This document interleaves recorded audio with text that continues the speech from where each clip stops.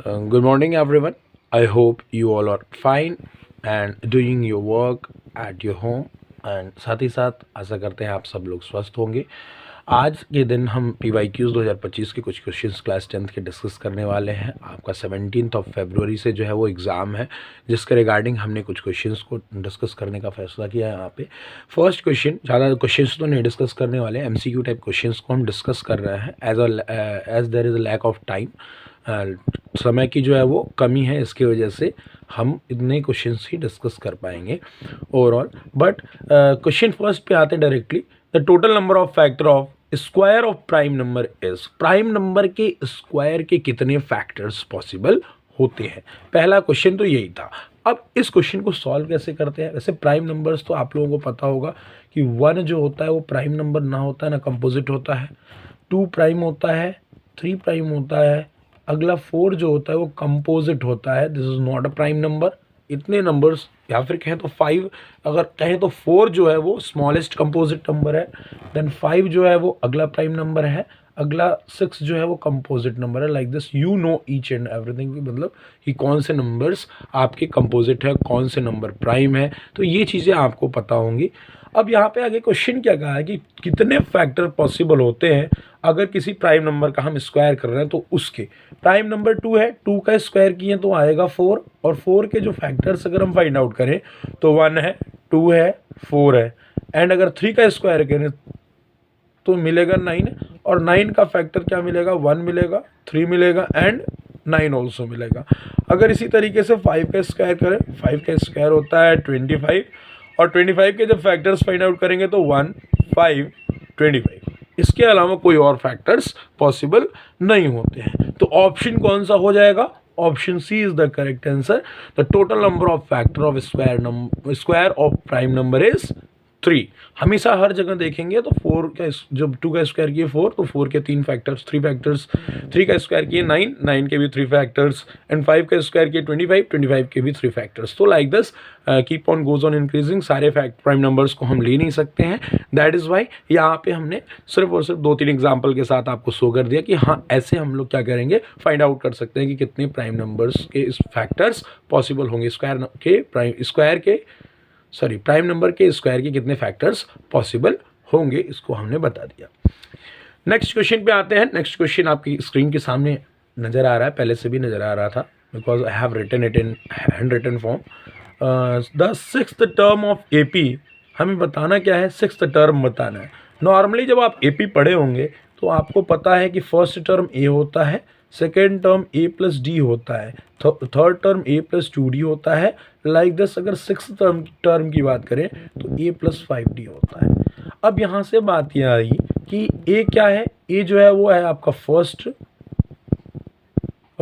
Term, that means √27, और √27 को कहें तो 9 3 जा 27 होता है, और 3√3 लिख सकते हैं। Okay, then again common difference की बात करें तो D कैसे फाइंड आउट करते हैं, वो कैसे फाइंड आउट करेंगे, 75 को जब देखेंगे √75, इसको हम क्या करेंगे, √75 माइनस √27 कर दें तो हमें मिल जाएगा कि D क्या है। इसी तरीके से आगे भी करेंगे तो उसमें भी चेक कर सकते हैं कि D क्या है। वेट, √147 माइनस √75 क्या है। अब इसको अगर हम प्राइम फैक्टर करें, इसका प्राइम फैक्टराइजेशन करें, 27 का तो किए तो 3√3 आया। अगेन 75 का करेंगे तो 5 से हम डायरेक्टली कर रहे हैं, या फिर 3 से कर लो, 3 25 जा, अगेन 5 5 जा, 5 1 जा। इसी तरीके से इसको करेंगे तो 7 से डिवाइड होगा, 7 को 2 टाइम्स करेंगे, 47 का जब करेंगे तो 7 मल्टीप्लाइड बाई 7 मल्टीप्लाइड बाई 3 होगा। सो अगेन यहाँ पे देखें तो क्या आएगा, 5√3 माइनस 3√3, अगेन यहाँ पे भी क्या आएगा, 7√3 माइनस 5√3, और ओवरऑल देखें तो कॉमन डिफरेंस हमें क्या मिल रहा है, 5 माइनस 3 क्या होगा, 2√3 मिला, और 7 माइनस 5 क्या होता है, 2, दैट मीन्स क्या मिल रहा है हमें, 2√3 मिल रहा है। अगर हमें कॉमन डिफरेंस 2√3 मिल रहा है तो 6th टर्म क्या होगा, A+5D, and A is what, 3√3, D is what, 2√3, then 5 2 जा 10, 10 + 3 13, 13√3, और 13√3 को अब हम स्क्वायर में डालेंगे, स्क्वायर रूट में डालेंगे, अंडर स्क्वायर रूट डालें तो क्या मिलेगा हमें, 13 का स्क्वायर होता है 169, 169 मल्टीप्लाइड बाई 3, और मल्टीप्लाइड बाई 3 जब करेंगे तो क्या मिलेगा हमें, हमें मिल जाएगा √507, मल्टीप्लाई करके आप चेक कर सकते हैं। And this is the answer of this question. Now next question की तरफ आगे बढ़े तो नेक्स्ट क्वेश्चन क्या कहता है। नेक्स्ट क्वेश्चन नंबर 3 है। क्वेश्चन नंबर 3 में गिवन है कि in the given figure PQ and PR are tangent. यहाँ से PQ और PR ये दोनों टेंजेंट है। अब टेंजेंट की आप लोग प्रॉपर्टी पढ़ें कि अगर किसी आउटर सेम पॉइंट से हम दो टेंजेंट ड्रॉ करते हैं तो वो एक दूसरे के बराबर होते हैं। PQ इक्वल्स टू PR हो जाएगा, और PQ इक्वल्स टू PR हुआ तो ये इंप्लाई कर देता है कि ये आपका 7 सेंटीमीटर के बराबर होगा। और दो अगर 7 सेंटीमीटर है तो इक्वल साइड के अपोजिट जो एंगल्स होते हैं वो भी इक्वल होते हैं। बचा ओवरऑल कितना था, अगर हम सम करें ऑल द एंगल्स का PQR का तो ये 60 डिग्री है। एंगल Q क्या मिलेगा, एंगल R क्या मिलेगा। अगर हम कहें कि angle Q equals to angle R, और यहाँ से ये इंप्लाई करता है अगर हम एंगल सम प्रॉपर्टी लगाएं सिंपली, अदरवाइज तो डिफरेंट चीज़ें हैं कि यहाँ से हम परपेंडिकुलर ड्रॉ करें फिर उसका थीटा निकालेंगे, वो भी तरीका होता है, वो भी बताते हैं अभी। एंगल Q एंगल R, अगर हमें डायरेक्टली MCQ करना है एंड टाइम हमको ना बचाना है तो ये तरीका अपना सकते हैं। अब एंगल सम प्रॉपर्टी लगाएंगे तो angle P plus angle Q plus angle R, तीनों एंगल्स का सम 180 डिग्री होता है। और एंगल P दिया है 60 degree, angle Q angle R बराबर है तो 2 एंगल Q लिख दें और यहाँ पे लिख दिए 180 डिग्री। 60 डिग्री को इधर सेंड किए तो 2 angle Q equals to 180 minus 60, और यहाँ से हमें क्या मिल जाएगा, angle 2 angle Q equals to 120 degree, और angle Q equals to what, angle Q equals to 60 degree, और एंगल R भी इक्वल्स टू 60 डिग्री। अब क्वेश्चन आपको पूछा था कि लेंथ ऑफ कॉर्ड QR बताइए। जब ये 60, ये भी 60 और ये भी 60, तो ये एक इक्विलेटरल ट्रायंगल का फॉर्मेशन कर रहा है, तो डायरेक्टली हम कह सकते हैं कि QR क्या है, 7 सेंटीमीटर है। अनदर मेथड से जब चलेंगे तो क्या मिलेगा, हम कैसे करेंगे इसको सॉल्व। इस पर हम ड्रॉ करेंगे एक ऐसे परपेंडिकुलर, यहाँ पे इसका बाइसेक्टर ड्रॉ करेंगे और इस पे QR पे परपेंडिकुलर है, इसको हम नाम दे दे रहे हैं M। अब यहाँ पे इन ट्रायंगल PMQ अगर देखेंगे तो हमें क्या मिल रहा है, ये अगर इसको बाइसेक्टर इसका है तो 60 का हाफ क्या होगा, 30 डिग्री होगा। और 30 डिग्री में अब यहाँ पे हाइपोटेनस है ये, और ये है आपका परपेंडिकुलर और हाइपोटेनस का यूज़ किस में होता है, साइन थीटा में। और sine theta is what, sine 30 degree.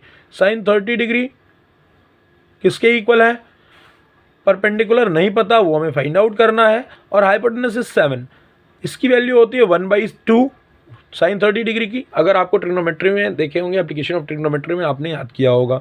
और यहाँ से P/7, 7 को हम इधर सेंड कर देंगे, ये मिलेगा 7/2।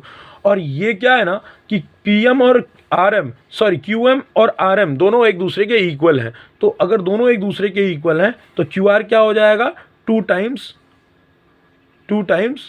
perpendicular, that means 2 multiplied by 7/2, again what we will get 7 centimetre as a answer हमें मिल जाएगा। नेक्स्ट क्वेश्चन की तरफ आगे बढ़े। Last question which I want to discuss in this video, that is Raina is 1.5 metre tall. Raina कितना लंबा है, 1.5 मीटर टॉल है। एट एन इंस्टेंट, उसी ठीक समय पे उसका जो शैडो मिल रहा है वो 1.8 मीटर लॉन्ग मिल रहा है। Now at the same instant, ठीक उसी समय पे जो शैडो मिल रहा है पोल का वो 9 मीटर है। जिस समय रैना का शैडो 1.8 मीटर का है, ठीक उसी टाइम पे जो पोल है उसका शैडो 9 मीटर है। क्वेश्चन कह रहा है कि लंबा कितना होगा पोल, वो बताइए। अब बात है कि जितना लंबाई होगी उतना ही शैडो भी उतना ही लंबा होगा। कोई भी ऑब्जेक्ट जितना लंबा होगा उसका ऑब्जेक्ट का शैडो भी उतना ही लंबा होगा। तो दैट इम्प्लाइज दैट कि शैडो जो है वो डायरेक्टली प्रोपोर्शनल है, किसके, ऑब्जेक्ट के या फिर ऑब्जेक्ट हाइट के। ओके, नाउ यहाँ से हम कहें तो डायरेक्ट प्रोपोर्शन का केस अपना सकते हैं। 1.5 मीटर टॉल है तो उसका जो केस है उसके शैडो का 1.8 मीटर है। ठीक उसी तरीके से हमें नहीं पता कि टॉल कितना है पोल, हम मान लेते हैं कि उसके टॉल जो हाइट है उसका h है सपोज दैट पोल का, और वो उसके शैडो जो है वो 9 मीटर है। इसको डिवाइड करेंगे, ये metre metre metre everywhere metre is there, then metre से मीटर ये कैंसिल हो जाएगा। 18 5 या 90 होता है तो 5 टाइम्स में हो जाएगा। 5 का क्रॉस मल्टीप्लिकेशन इधर करेंगे तो H equals to 1.5 multiplied by 5 हो जाएगा, एंड वैल्यू जो मिलेगा हमें यहाँ पे 7.5 मीटर मिलेगा। इस तरीके से हम डायरेक्टली इस क्वेश्चन को कर सकते हैं। ऐसे क्वेश्चन थोड़ा ईजी होते हैं and not much more time taking. Overall 20 question MCQ के आते हैं, तो that is I think so much more enough easy to solve. And I hope ये जो मैं 4 क्वेश्चन लिया, 4 क्वेश्चन, वो आपको क्लियरली समझ में आया होगा। And if you are having any doubt regarding any type of questions in maths, you may just ask or put in comment section. Okay, thank you, have a nice day.